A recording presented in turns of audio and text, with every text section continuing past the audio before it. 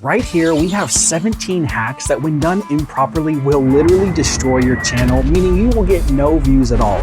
The first one is search analysis. Search analysis is where you're actually going out and doing the research on videos that are going to make your channel succeed.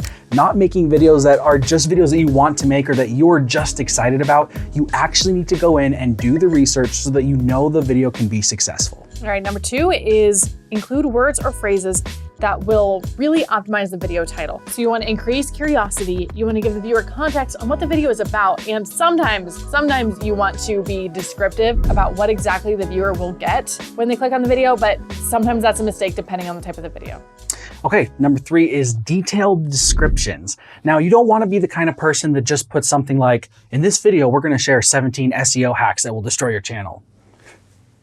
Not like us. You need to do better than that, and actually give a descriptive description so that people know what your video is about. But not only that, your description actually helps YouTube understand what your video is about. And if your video ever shows up in Google search results, it can help there too. Number 4 is tags. Just kidding, those don't do anything. We'll be touching on that more later.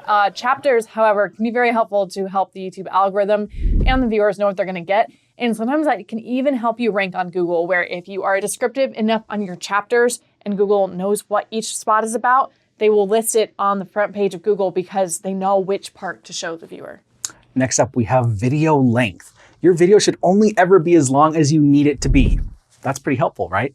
Only make the video as long as it should be. And what I mean by that is if you're doing like a comedy skit, those are typically like 2 to 5 minutes long, and that's the perfect length. But if you have like an informational video where you're doing a how-to, maybe 10 to 15 to 20 minutes could be a great length for your video. But make sure that your video never exceeds the length of the content. When you try and do that, you just are trying to get people to watch longer, but what ends up happening is you end up being really boring, you add tons of fluff into the video, and people disengage, which means your watch time will be lower, and YouTube will not push your videos out to the audience that you want to get. Now you might say, well, I've seen comedy videos that were 20 minutes long and they had tons of views. Okay, if that particular format of entertainment video did really well, then sure. But you have to look at what else is working to get a gauge on how long that video should be. Oh, and little tip for you. If your video is over 8 minutes long, you do get those sweet mid-roll ads. So if your content doesn't fill to 8 minutes, get it to fill to 8 minutes and actually provide the value, give the information, give the education, whatever it is you're providing, make it 8 minutes long and be helpful enough so that you as a creator can get those mid-roll ads. All right, number 6 is channel keywords. So what do these do? Well, it helps YouTube figure out what your channel is about. So take a few minutes to fill them out. Doesn't take long. It's a one-time thing.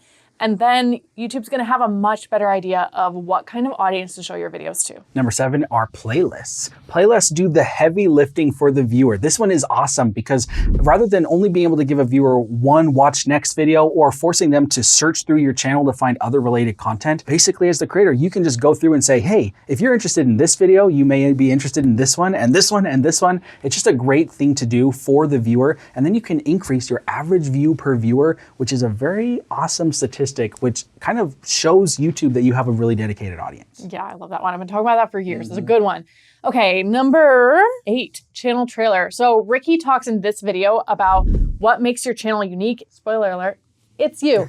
So if you make a channel trailer that really showcases who you are, it'll make people like you and want to subscribe and stay around for your future content. Okay, next up we have number 9, publishing schedule. Whether you publish every single day or whether you publish once a month, it really doesn't matter in the end to some extent, but you just need to let your audience know what's going on. Set some expectation for how often you'll publish and then stick to that. If something comes up, just be willing to let them know. You know, you can make a community post. We do that occasionally. Yeah. You know, we try and publish without fail every Monday morning, but sometimes things come up and we need to push it back to Tuesday so that we can finish up some research or filming. And we just make a community post or, you know, let people know in some other video comments and just say, hey, we're going to be a day late. And people just don't really care at that point. But be consistent, I guess, is the big thing here. Yeah, so speaking of community posts, that's number 10. This is a cool one because there's so many different things you can do with it. And it's really great to get different kinds of engagement. Your audience gets used to interacting with you, and then that is likely to show up on other people's pages if people are really engaging with this community post. Another pro tip, if you're having trouble just keeping up on it, because it always feels like one more little task that you keep forgetting to do, batch it.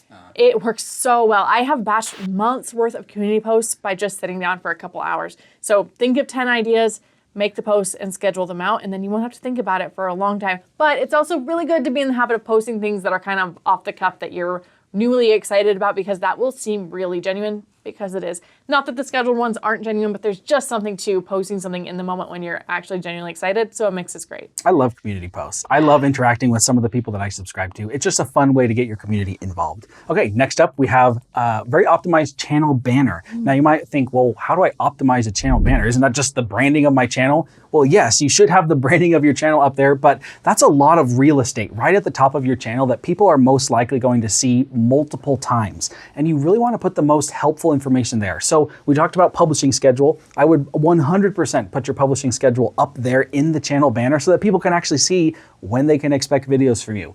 I like to think of it as sort of like an ad or like a little flyer for your channel. You know, like if someone had a little flyer they'd leave at your front door, like that's the kind of thing that this is. And so don't let that space be wasted. Let people know kind of who you are. Maybe it's funny photos of you, it's a photo collage, maybe it is just your branding colors, but whatever it is, think of the most important things you want people to know about you as a creator and put it there. It's a good analogy, that front door flyer. Okay, so number 12 is multi-platform strategy. So if you can repost things across other platforms, just do it. So many people say, oh, I know I should get on these other platforms, but I don't really know how they work or what strategy to use.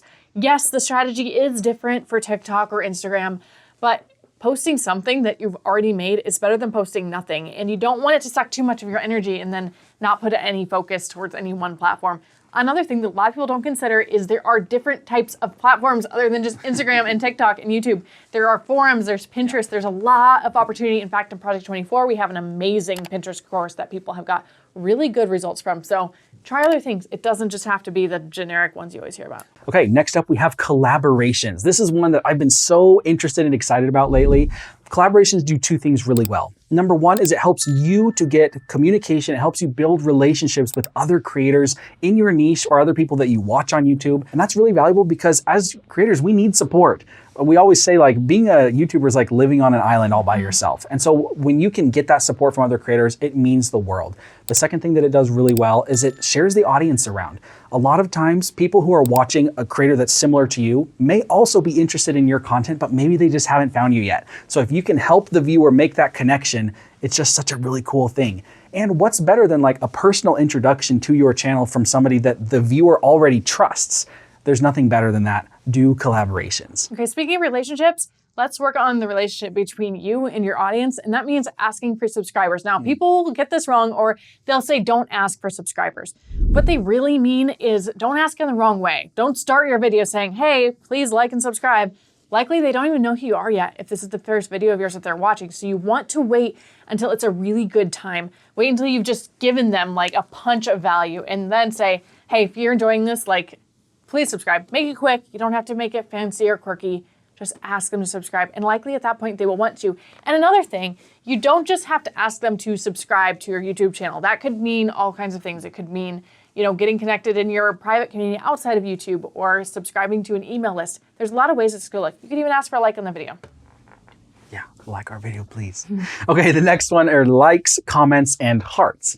I think one of my favorite features on YouTube is the little heart thing that the creator gets to give. You know, like we have the special little heart that we get to give to comments. I think that this is something that's super, super valuable that is kind of overlooked and maybe underrated. Of course, like as a creator, you're probably responding to comments, and that's something that you need to continue to do. Believe it or not, YouTube is a social platform, and YouTube likes to see engagement on your videos. So other people are going to comment on your videos, but as a creator, you should be responding to those comments and just making your own comments that you could potentially pin. I think that this is a great strategy because it shows YouTube that there's value on your video, but then it's also bringing conversation down below the video too. So it's just this extra element of value that you're providing for the creators that shows YouTube that your video should be shared around more. Okay, so number 16 is branded thumbnails. Now, you've probably heard that your thumbnails should have some consistent branding, but it is possible to go too far with this because if they look the same, people will think they've already watched the video, and it also feel like it's getting stale, even if they haven't watched that exact video. They might kind of start thinking you're a one-trick pony, so you don't want to have it exactly the same, but consistent branding, maybe similar colors or just kind of a similar look. Like you can look on this channel, and we've tried some different things, especially because we're a YouTube strategy channel. We owe it to you to try different things, but over the last at least couple months, we've been kind of consistent with our thumbnail style, and you'll notice other big creators doing this too. So be recognizable so that your core audience can see your videos right away and click on them. And number 17 is engaging intros. Okay, we talked about having the right video length, right? Well, this ties in super close to that. Your intro should be short and sweet in most cases. You need to make sure that the viewer understands that you're going to give them what you promised them in the title and the thumbnail. That's the whole point of the intro. Other than that, you just need to make them curious and get them to watch the rest of your video. If you do this, you have successfully done a YouTube intro. Make sure you give this the focus it deserves. Spend a little extra time in your planning stages to make the intro as good as it can be. All right, this last one is a pretty sneaky hack. So we're gonna call it 18 part 1, and there's a part 2 in a second. And what you're gonna do is find a video that is similar to the one you've made, or at least complementary, like something that the same kind of audience would like. Maybe it's a bigger creator in your topic. And for your end screen, you will link to their video. So you will say, watch this next, it's their video. But if YouTube sees that people are going to watch that next after your video, it might eventually start pointing their video back to yours at the end. I really like that. And last but not least,